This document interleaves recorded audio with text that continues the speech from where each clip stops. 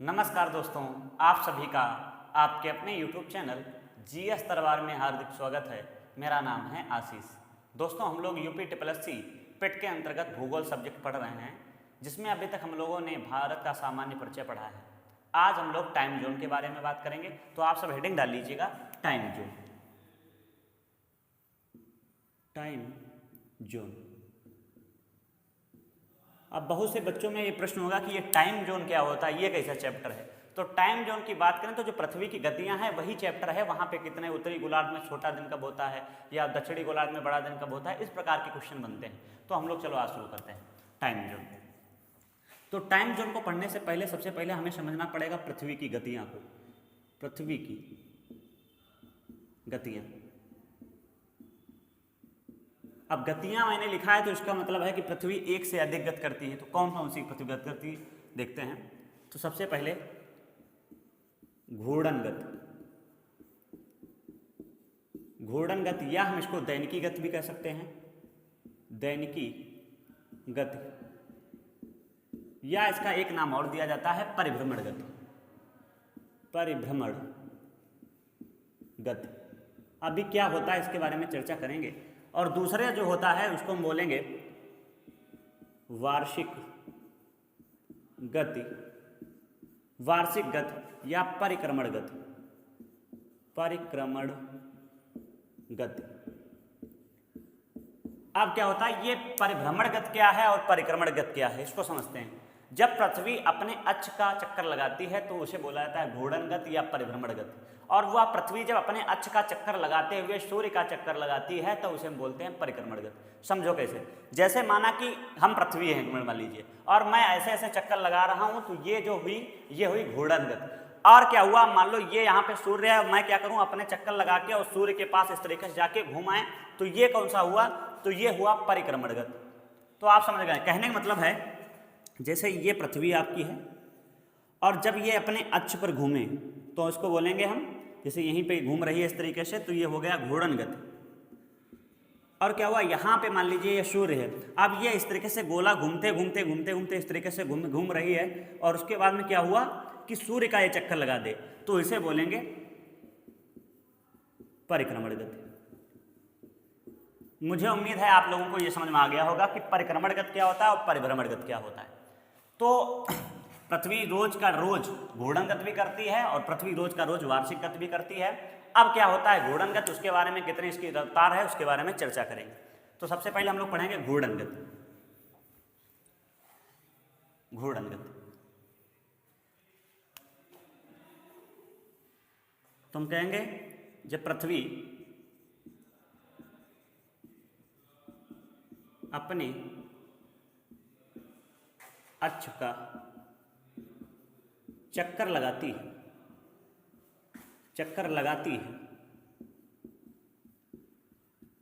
तो उसे घूर्णन गति कहते हैं।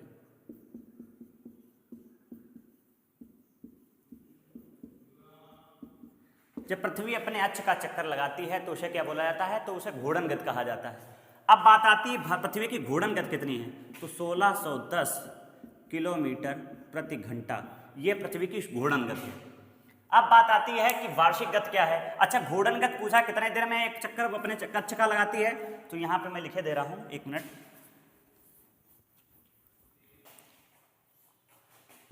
पृथ्वी अपनी अक्ष का, ये कक्ष लिख दिया, अक्ष का एक चक्कर,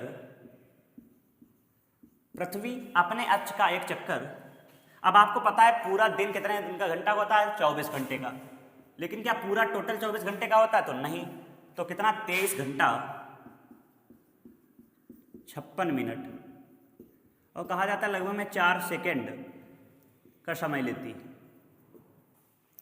तो ये पूछा है पृथ्वी की घूर्णन गति कितनी है, तो 23 घंटा 56 मिनट और 4 सेकंड में अपना अक्ष का चक्कर लगाती है। और वास्तव में घूर्णन गति कितनी है, तो 1610 किलोमीटर प्रति घंटा। इसको हो सकता है ये इस तरीके से दे दिया 27 मीटर प्रति सेकंड, ये भी दिया जा सकता है। तो ये भी आप याद रखें, चाहे किलोमीटर में दिया हो या मीटर में हो दिया हो, आप उसको देख लेना। ये तो बात हुई है घूर्णनगत की। अब बात आती है कि घूर्णनगत का मतलब क्या है, तो आप समझते हैं। देखो घूर्णनगत होगी, जैसे मान लो ये आप ही समझिए, यहां पे ये है सूर्य। अब सूर्य क्या है, यहां पे अभी तक सूर्य का प्रकाश पड़ रहा है, तो इतना क्षेत्र क्या है, यहाँ पे प्रकाश है। अब क्या हुआ, 12 घंटे बाद, क्योंकि 24 घंटे पूरी पृथ्वी घूमती है, तो ये वाला भाग इसके सामने आ गया, तो यहाँ पे अभी रात था, यहाँ पे दिन है। जब ये घूम के इधर पहुंच गई तो यहाँ पे क्या हो जाएगा, फिर यहाँ पे हो जाएगा दिन, ये वाला भाग में से मान लो इसको हम ए पार्ट मान लेते हैं, उसको बी मान लेते हैं। तो अभी बी पे सूर्य की किरणें पड़ रही हैं, क्योंकि सूर्य तो स्थिर है, और बाकी जो तुम्हारा पृथ्वी है ये सूर्य का चक्कर लगा रही है, तो अभी घूर्णन गति है, तो यहाँ पे तो दिन है क्योंकि सूर्य की किरणें पड़ रही हैं, अभी यहाँ पे रात है। लेकिन 12 घंटे बाद क्या होगा, ये वाला पार्ट इसके सामने आ जाएगा, तो ये बी वाला इधर आ जाएगा और ए इधर पहुँच जाएगा। तो हम कह सकते हैं फिर अब बी वाले पे प्रकाश हो जाएगा और ए वाले पे अंधेरा हो जाएगा। तो आप समझ लें, तो इस तरीके से भैया आपका जो है ये घूर्णन गति होती है। तो 12 घंटे बाद पृथ्वी अपने अच्छे से, जैसे मान लो 1 मिनट लिए कि ये आप सूर्य हैं और मैं पृथ्वी हूँ, अब आपका सूर्य का प्रकाश पूरा हम पे पड़ रहा है। अब क्या हुआ, 12 हम पूरे एक चक्कर जो है 12 घंटे 24 घंटे में लगाते हैं। अब क्या हुआ, लगभग में 12 घंटे बाद हम इस तरीके से हो जाएंगे।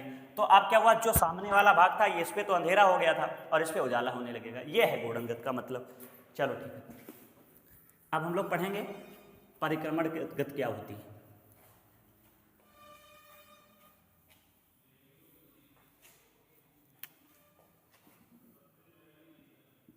परिक्रमण गति, तो हम कहेंगे जब पृथ्वी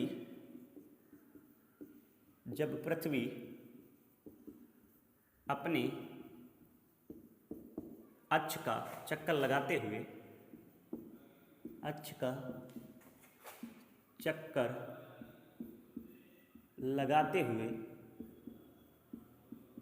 सूर्य का चक्कर लगाती है,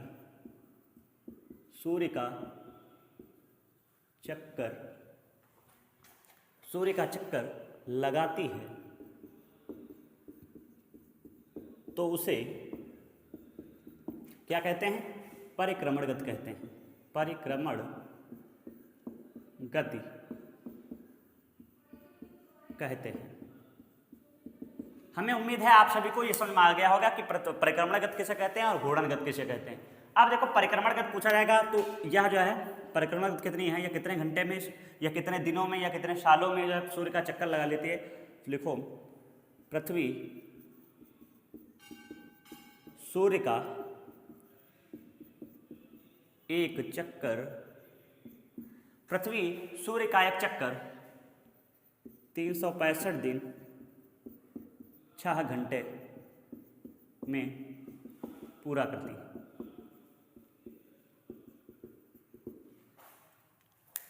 चार घंटे लिख गया यहाँ पे, 6 घंटे में पूरा करती है। और यही जो 4 घंटे मिलते जाते हैं, तो 4 साल बाद वो लीप ईयर बन जाता है, क्योंकि 6 चौक 24 होता है, 24 घंटे का एक दिन होता है, तो इसके चलते 366 दिन हो जाते हैं।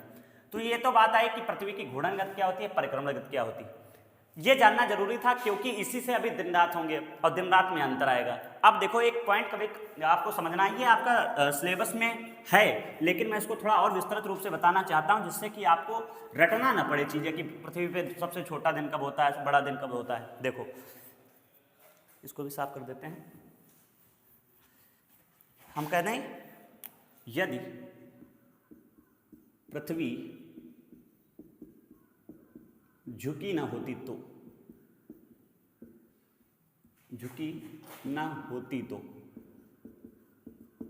अब देखो पृथ्वी झुकी है, और कितनी झुकी है, तो 23.5 डिग्री झुकी है और 66.5 डिग्री का कोण बनाती है। अब हम मान लेते हैं कि पृथ्वी ना झुकी होती तो क्या होता, क्या दिन रात में कुछ अंतर आता, क्या होता, देखते हैं। तो जैसे मान लीजिए कि ये आपकी है पृथ्वी और यहाँ पे आपका है ये सूर्य, ये आपका है सूर्य और ये है आपकी पृथ्वी। अब आप सभी को पता है कि पृथ्वी को जो 2 समान भागों में बांटती है उसे हम बोलते हैं भूमध्य रेखा। और भूमध्य रेखा के उत्तर में क्या है यहाँ पे, तो ये है कर्क रेखा, और दक्षिण में क्या है यहाँ पे, तो हम कहेंगे मकर रेखा। आप समझना है। अब अगर सूर्य की किरणें किस पे पड़ेंगी, पृथ्वी पे पड़ेंगी। इस तरीके से सूर्य की किरणें यहाँ तक आई, मान लो यहाँ तक आ रही हैं, तो एक बन जाएगा प्रकाश बंध। मतलब कहने का मतलब जैसे आप एक जगह टार्च, किसी फुटबॉल पर टार्च मारिए तो एक स्थान होगा जहां तक प्रकाश जा रहा होगा उसके आगे ब्लैक होगा, आगे जो है बिल्कुल जहां पे प्रकाश जा रहा है उसको प्रकाश का रंग होगा। तो यहां तक अगर आ रही है तो इसे बोला जाता है प्रकाशवंत। प्रकाशवंत मतलब सूर्य का प्रकाश जहां तक पृथ्वी तक जाता है जितने क्षेत्र में वो उसका धारी जैसी बन जाती है उसे बोला जाता है प्रकाशवंत। अब क्या होगा, अब देखो आप सभी को पता है कि भूमध्य रेखा पर 12 घंटे का दिन और 12 घंटा की रात होती है।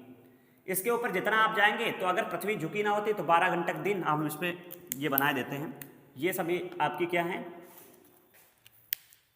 ये आप सभी की हैं यहाँ पे, ये हैं अक्षांश रेखा। अब क्या होता है, और यहाँ पे मैं इस तरीके से देशांतर रेखा भी बना देता हूँ, ये हैं आपकी यहाँ पे देशांतर रेखा।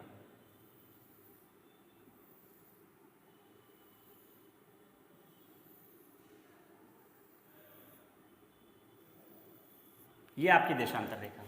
अब क्या है, आप देखिए, अब यहाँ पे 12 घंटे का दिन था और यहाँ इसको हम थोड़ा डार्क कर दे रहे हैं, ये वाला भाग, जिससे समझ में आया कि ये भूमध्य रेखा है। अब देखो 12 घंटे का दिन, 12 घंटे का रात, 12 घंटे का दिन, 12 घंटे का रात, 12 घंटे का दिन, 12 घंटे का रात, 12 घंटे का दिन, 12 घंटे का रात।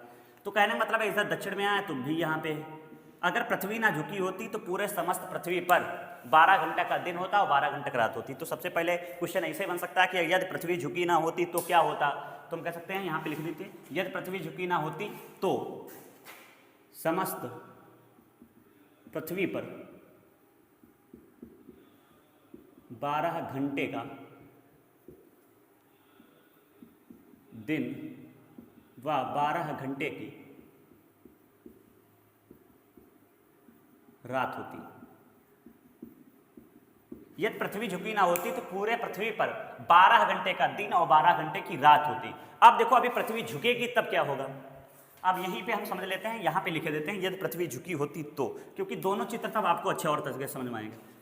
यदि नहीं, यदि ना लिखो, पृथ्वी झुकी ही है, पृथ्वी झुकी है तो, पृथ्वी झुकी है तो, अब पृथ्वी झुकी है तो क्या है, फिर हम इसको बनाते हैं।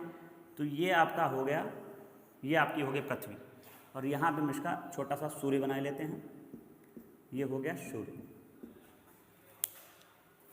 अब क्या है, इक्वेटर बना लेते हैं, भूमध्य रेखा, चलो इसे बना देते हैं।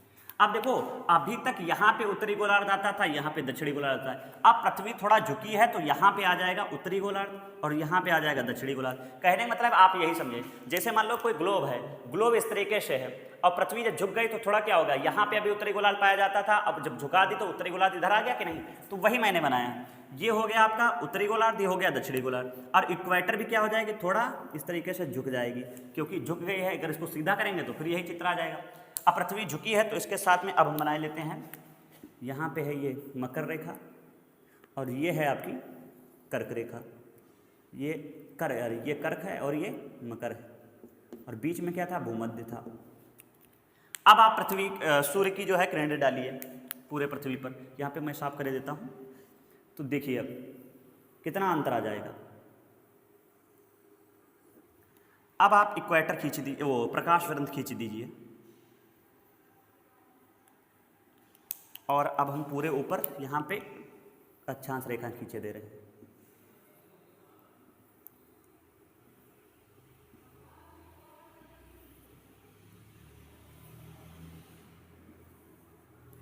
यहाँ पे मैं लिख दे रहा हूँ उत्तरी ध्रुव, उत्तरी गोलार्ध, और ये है दक्षिणी गोलार्ध। यहाँ पे चलो हम वो भी खींचे दे रहे हैं, देशांतर रेखाएं। आप हमेशा याद रखें कि देशांतर रेखा एक ही बिंदु से निकलती हैं और एक ही बिंदु पर जाके मिलती हैं, तो ये कभी गड़बड़ ना करना कि अगर चित्र बनाना तो पता चला देशांतर रेखाएं अलग से ले जा रहे हो। एक ही बिंदु से सभी देशांतर रेखाएं निकलेंगी इस तरीके से। अब देखो पृथ्वी आपकी क्या है, झुकी है। अब देखो आप सभी को पता है कि पृथ्वी पर जो भूमध्य रेखा है वहाँ 12 घंटे का दिन 12 घंटे का रात पाई जाती है, लेकिन अब आप जितना ही उत्तर की ओर जाएं देखो क्या होता है। अब देखो क्या आता है, पूरा ये 24 घंटे का है सिस्टम, यहाँ से लेकर यहाँ तक 24 घंटे। अब देखो जितना ही आप ऊपर जाएंगे यहाँ पे देखो धीरे धीरे इधर दिन क्या होते जा रहे हैं, बड़े होते जा रहे हैं। अब मान लो यहाँ पे मान लेते हैं 16 घंटा का दिन 8 घंटा का रात। इसके बाद में और ऊपर जाएँ तो 20 घंटे का दिन 4 घंटे का रात, 22 घंटे दिन 2 घंटे का रात, यहाँ पे हम कह देते हैं 23 घंटे का दिन, इसके बाद में 1 घंटा का रात, और फिर क्या है 24 घंटा का दिन है। तो इसलिए तो आप पढ़ते हैं कि पृथ्वी पे जो है उत्तरी ध्रुव पर 6 महीने का दिन होता है, 6 महीने की रात होती है। अभी और अच्छे तरीके से समझ में आएगा जब मैं दूसरा फिगर बनाऊंगा। तो आप देख रहे हैं कि जैसे पृथ्वी झुक गई तो दिन रात में अंतर पाए जा रहे हैं। अभी तक क्या था, सभी पूरे पृथ्वी पर ही 24 घंटे का पूरा था, इसमें 12 घंटे का दिन 12 घंटे की रात पाई जा रही थी। लेकिन जैसे ही पृथ्वी हमारी झुक गई, अब क्या हो रहा है, धीरे धीरे देख रहे हो इधर जितना हम उत्तरी गोलार्ध की ओर जा रहे हैं, दिन क्या होते जा रहे हैं, बड़े होते जा रहे हैं। एक स्थिति ऐसी आ गई जहाँ पे दिन ही दिन है और रात है ही नहीं। इसके अलावा अब इधर आएंगे, जब दक्षिण की ओर आओ तो देखो दक्षिण की ओर आ रहे हैं तो किसमें क्या था, 12 घंटे दिन 12 घंटे का रात था उत्तरी उस पर भूमध्य रेखा पे। अब नीचे जाएंगे तो देखो धीरे धीरे क्या हो रहा है, धीरे धीरे इधर जो है दिन जो है छोटे हो रहे हैं। इधर हम मान लो कह देते हैं 10 घंटे का दिन और यहाँ पे 14 घंटे का रात, इधर आ रहा है 8 घंटे 16 घंटे, इधर आ रहा है तो हमने कहा मान लो 6 घंटे, इधर 18 घंटे। एक टाइम ऐसा आता है कि यहाँ पे एक और चलो मान लेते हैं, यहाँ पे हमने कह दिया 2 घंटे 22 घंटे। एक टाइम ऐसा आता है कि यहाँ पे भी क्या है, दिन ही दिन है, लेकिन इधर धीरे धीरे क्या हो रही है, रात हो रही। आप इधर देखो, ये है इधर वाला क्षेत्र रात और इधर वाला है दिन। आपने देखा कि जब उत्तरी गोलार्ध में बड़े दिन हो रहे हैं तो दक्षिणी गोलार्ध में दिन कैसे हो रहे हैं, आप बताइए कैसे हो रहे हैं, बिल्कुल सही, छोटे दिन हो रहे हैं। और यही आप जब इधर देखिएगा, जब हम कहेंगे उत्तरी गोलार्ध में जब छोटे रात हो रही हैं तो दिन क्या हो रहे हैं, वो जब इधर छोटी रात हो रही हैं तो इधर रात क्या हो रही हैं, बड़ी हो रही हैं। तो इससे अंतर यह है कि अगर उत्तरी गोलार्ध में दिन बड़े हो रहे होंगे तो 100% दक्षिणी गोलार्ध में छोटे दिन होंगे, और यदि अगर दक्षिणी गोलार्ध में सबसे बड़े दिन हो रहे हैं तो 100% उत्तरी गोलार्ध में दिन छोटे होंगे।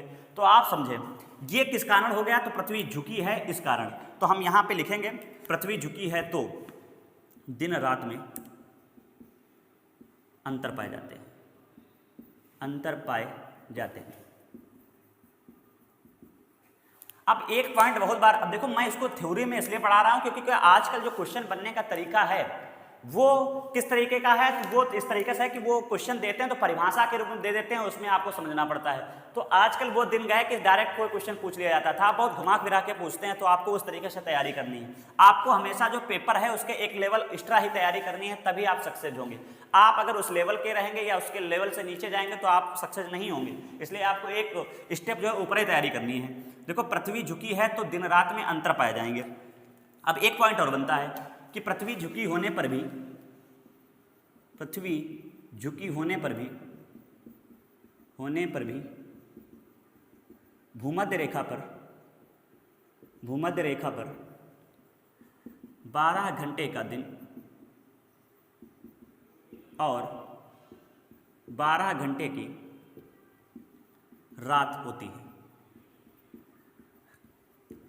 कहने का मतलब यह है मेरा कि पृथ्वी झुकी नहीं है तब भी भूमध्य रेखा पर 12 घंटे 12 रात होती है, और अगर पृथ्वी झुकी है तब भी पृथ्वी पे जो भूमध्य रेखा है उस पर कोई प्रभाव नहीं पड़े, वहां पे 12 घंटा का दिन और 12 घंटा का रात होगा ही होगा।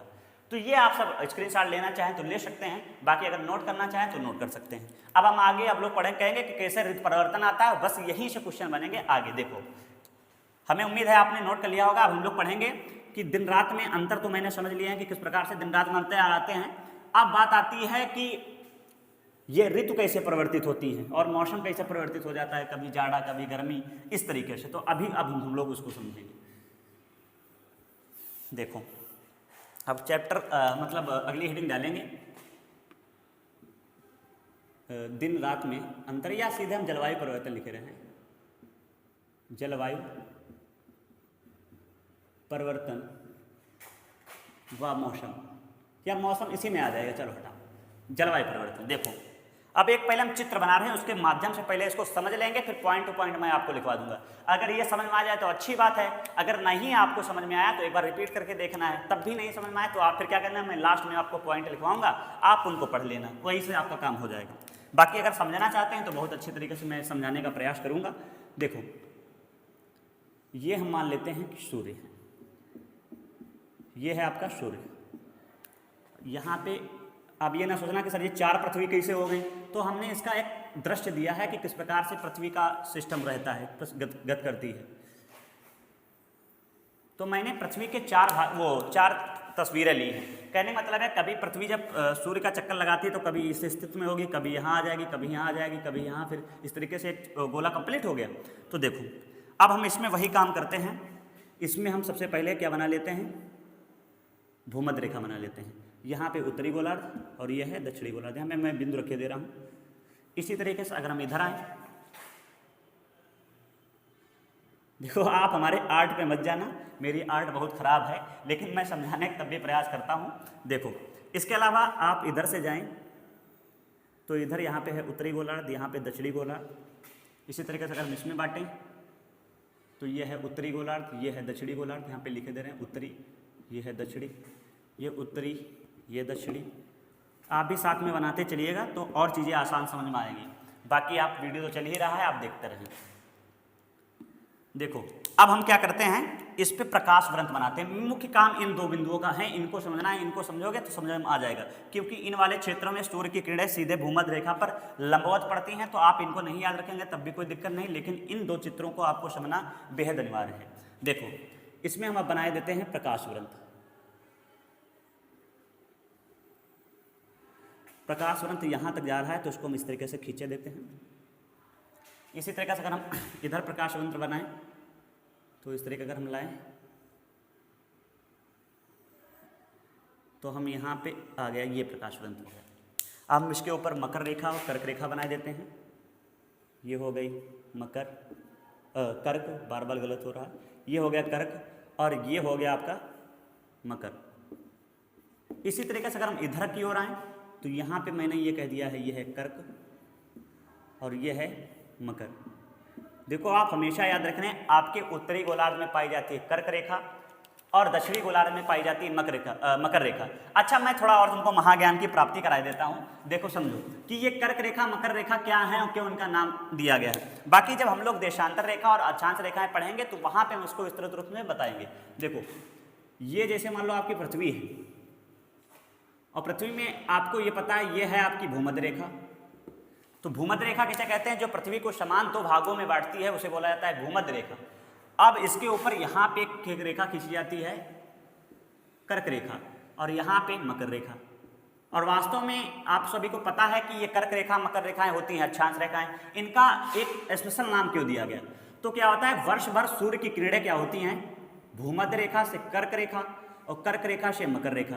कहने का तात्पर्य है यहाँ पे यह है 0 डिग्री, यहाँ पे है 23.5 डिग्री, इसी तरीके से यहाँ पे भी 23.5 डिग्री।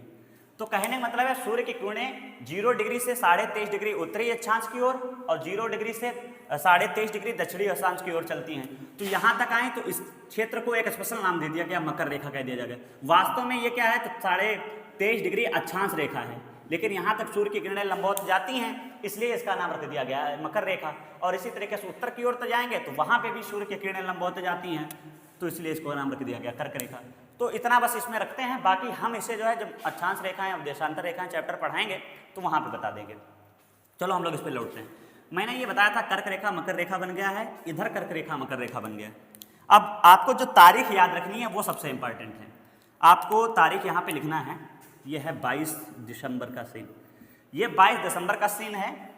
यहाँ पे ये है 21 जून का सीन है, इधर ये 21 मार्च का सीन है ये, और ये 23 सितंबर है, 23 सितंबर। इस तरीके से आपको याद रखना है।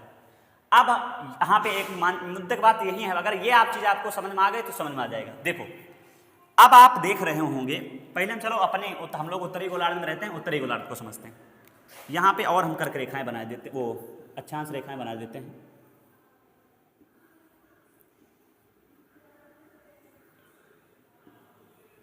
इस तरीके से यहाँ पे भी बना देते हैं।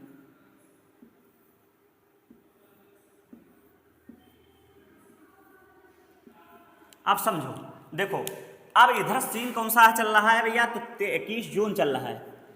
अब क्या है, यहाँ पे ये है आपकी कर्क रेखा, भूमध्य रेखा, ये हम भूमध्य रेखा लिखे दे रहे हैं और इधर भी भूमध्य लिखे दे रहे हैं। अब शुरू करते हैं। देखो अब चित्र बन के तैयार हो गया। अब आपको समझना है कि यहाँ पे भूमध्य रेखा पे तो आपने पढ़ा है पृथ्वी झुकी है या नहीं झुकी है, वहाँ हमेशा जो है 12 घंटे का दिन 12 घंटे की रात होती है। तो मैं यहाँ पे 12 घंटे का दिन और 12 घंटे का रात लिख लेता हूँ।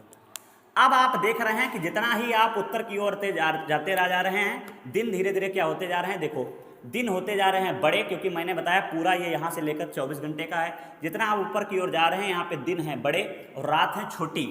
तो इसका मतलब हम कहेंगे कि 21 जून की तरफ जो है उत्तरी गोलार्ध में दिन क्या होते हैं, बड़े होते हैं। अच्छा यही देख लो, अच्छा उत्तरी गोलार्ध में इधर आओ 21 जून की ओर। अब इधर 22 दिसंबर की आओगे तो यहाँ पे ये भैया दक्षिणी गोलार्ध को समझना है। यहाँ पे हम लोगों ने उत्तरी गोलार्ध के बारे में समझा है, यहाँ से ऊपर जो है उत्तरी गोलार्ध है। अब आप देखो धीरे धीरे क्या होता है, 21 जून की ओर देखेंगे तो धीरे धीरे दिन क्या होते जा रहे हैं, बड़े होते जा रहे हैं। अच्छा एक टाइम ऐसा आएगा जहाँ पे बस क्या होगा, हमेशा दिन ही दिन होगा। ठीक है, अगर आप इधर दक्षिण की ओर आएंगे तो देखो इधर 22 दिसंबर की बात करें तो 22 दिसंबर को जब आप दक्षिणी गोलार्ध में आएंगे तो यहाँ पे क्या होता जा रहा है, यहाँ पे देखो ये 12 घंटे दिन 12 घंटे रात हो गया। लेकिन जैसे ही दक्षिण की ओर आएंगे तो यहाँ पे धीरे धीरे क्या हो रहा है, दिन हो रहा है।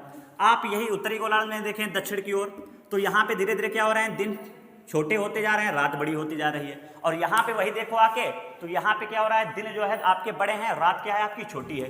तो हम ये कह सकते हैं कि जब उत्तरी गोलार्ध में दिन बड़े होंगे तो दक्षिणी गोलार्ध में दिन छोटे होंगे, और यदि दक्षिणी गोलार्ध में दिन छोटे होंगे तो उत्तरी गोलार्ध में दिन बड़े होंगे। तो मेरा ये चित्र बनाने का मेन मकसद यही था कि आपको समझना है कि कब दिन बड़े होंगे, कब रात छोटी होगी और कैसे होंगे।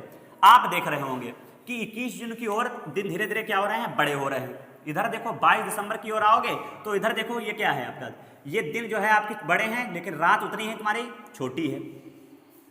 तो आप एक पॉइंट और याद रखना है, यहाँ पे मैं कर्क रेखा और मकर रेखा बना देता हूँ। ये कर्क रेखा, ये मकर रेखा, ये कर्क रेखा, ये मकर रेखा। आपको इनको भी याद रखना है क्योंकि 21 मार्च और 23 सितंबर को जो है सूर्य की किरणें लंबवत पड़ती हैं भूमध्य रेखा पर। अब मैं इसको साफ कर देता हूँ और उसके बाद में इनसे पॉइंट क्या बनेंगे उसके बारे में, किस दिन कब बड़ा होता है। मुझे उम्मीद है आपको ये चीज़ समझ में आ गई होगी। अगर नहीं आई है तो आप कमेंट करके जरूर पूछिएगा, मैं उसको बताने का प्रयास जरूर करूँगा। ठीक है, मैं इसको साफ कर देता हूँ, अगर आप चाहें तो इसका स्क्रीनशॉट ले सकते हैं, बाकी फिर हम लोग आगे बढ़ें। ठीक है, चलो हम लोग आगे पढ़ते हैं और इनके पॉइंट लिख लेते हैं कि क्या क्वेश्चन बनते हैं।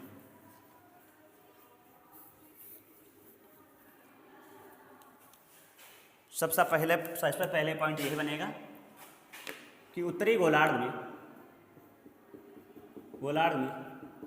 सबसे बड़ा दिन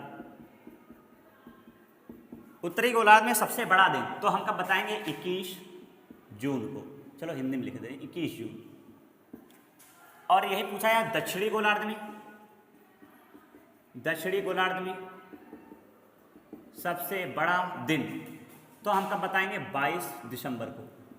अब बिल्कुल जस्ट इसका उल्टा होगा, अगर उत्तरी गोलार्ध में 21 जून को दिन सबसे बड़ा हुआ है तो इसका मतलब दक्षिणी गोलार्ध में उस दिन सबसे छोटा होगा। ठीक है, तो हम सब अब सबसे छोटे दिन लिखेंगे उत्तरी गोलार्ध में सबसे छोटा दिन। तो उत्तरी गोलार्ध में सबसे छोटा दिन कब हो जाएगा, जिस दिन दक्षिणी गोलार्ध में सबसे बड़ा दिन होगा। तो दक्षिणी गोलार्ध में सबसे बड़ा दिन किस दिन हो रहा है, 22 दिसंबर को। तो इसका मतलब जो है इस दिन 22 दिसंबर को उत्तरी गोलार्ध में सबसे छोटा दिन होगा। अच्छा ठीक है, आगे हम लोग बात करें दक्षिणी गोलार्ध में सबसे छोटा दिन। तो दक्षिणी गोलार्ध में सबसे छोटा दिन उस दिन होगा जिस दिन उत्तरी गोलार्ध में सबसे बड़ा दिन होगा, तो 21 जून। बहुत से बच्चे क्या होते हैं इसमें कंफ्यूज हो जाते हैं कि 21 जून 22 दिसंबर ये क्या है। तो आपको बस मेरे कहने का मतलब यही समझ लीजिए आप कि आप ये याद रखें कि जिस दिन उत्तरी गोलार्ध में सबसे बड़ा दिन होगा उस दिन दक्षिणी गोलार्ध में सबसे छोटा दिन होगा। जिस दिन दक्षिणी गोलार्ध में सबसे बड़ा दिन होगा उस दिन उत्तरी गोलार्ध में सबसे छोटा दिन होगा। ये पॉइंट बन गए। अब देखो एक पॉइंट और याद रखना है, लिखना है 21 मार्च और 23 सितंबर को सूर्य की किरणें भूमध्य रेखा पर रुको एक मिनट, मार्कर चेंज कर लेते हैं। भूमध्य रेखा पर लंबवत पड़ती है। अच्छा एक बात बताओ ये बताओ उत्तरी गोलार्ध में सबसे छोटी रात कब होगी? तो आप ये देखो, दिमाग लगाए रहना है। अगर रात पूछ लिया है तो समझो जिस दिन बड़ा दिन होगा उसी दिन तो सबसे छोटी रात होगी, तो ये भी याद रखना। जिसे हम पूछ लिया जाए दक्षिणी गोलार्ध में सबसे छोटी रात कब होगी, तो भैया जिस दिन सबसे बड़ा दिन हुआ है उसी दिन तो सबसे छोटी रात होगी, ये आपको याद रखना है। चलो ठीक है। 21 मार्च और 23 सितंबर को जो है सूर्य की किरणें भूमध्य रेखा पर लंबवत पड़ती हैं। आगे 21 मार्च से 23 सितंबर तक, 21 मार्च से 23 सितंबर तक उत्तरी गोलार्ध में बड़े दिन होते हैं। बड़े दिन कहने का मतलब है सबसे बड़ा दिन तो वैसे 21 जून को होता है, लेकिन वैसे बड़े दिन को पूछा जाए तो 21 मार्च से 23 सितंबर। बाकी 23 सितंबर से 21 मार्च तक दक्षिणी गोलार्ध में बड़े दिन। अगर इसका उल्टा पूछा जाए कि बताओ उत्तरी गोलार्ध में छोटे दिन कब से कब तक होते हैं, तुम कहेंगे 23 सितंबर से 21 मार्च तक छोटे दिन होते हैं। क्यों? बस आपको ये याद रखना है कि उत्तरी गोलार्ध में बड़ा दिन तो दक्षिणी गोलार्ध में छोटा दिन, इस तरीके से। बाकी देखो पूछा जाता है, कहा जाता है कि कब बसंत विषुव होता है और कब जो है शरद विषुव होता है। तो विषुव क्या होता है, सबसे पहले पॉइंट बात यही आती है। तो आप लोग बताएं, कमेंट करके बताएंगे विषुव क्या होता है, फिर ठीक है, हम नहीं बताएंगे। अच्छा ठीक है। अब आप देखो 21 मार्च को होता है बसंत विषुव, बसंत विषुव, और 23 सितंबर को होता है शरद विषुव। आपको कमेंट करके बताना है कि विषुव क्या होता है, विषुव, ये आपको कमेंट करके बताना है। देखो 21 मार्च को होता है बसंत विषुव और जो है 23 सितंबर को होता है शरद विषुव। तो इस वीडियो में बस आप इतना ही रखेंगे, इससे ज़्यादा क्वेश्चन नहीं पूछे जाएंगे। तो आप सभी को ये वीडियो कैसा लगा है कमेंट करके जरूर बताएं। बाकी अगर कुछ आपको कन्फ्यूजन हो तो आप कमेंट करके भी पूछ सकते हैं। धन्यवाद।